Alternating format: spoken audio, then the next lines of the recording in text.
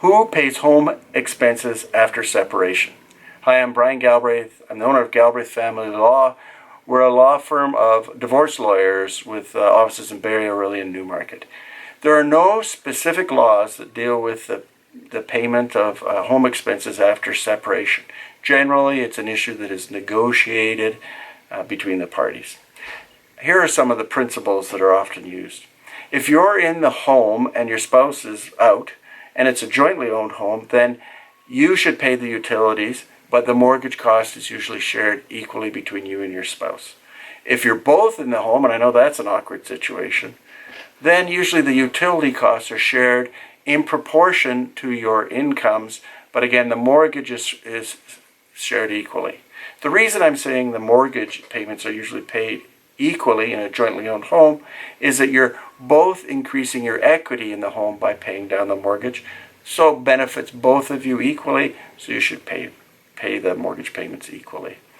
Sometimes people will say, instead of support, I'll pay all of the utilities and all of the mortgage payments, even though I'm not in the home, and that can be part of the negotiations as well.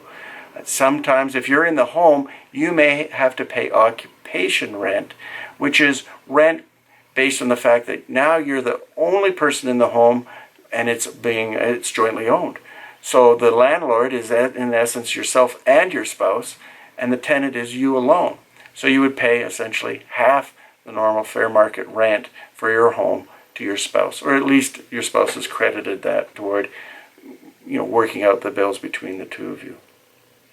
Some advice: don't sweat the small stuff. If there's some small expenses that need to be paid, you don't want to negatively impact your credit rating by getting into a big fight over small expenses.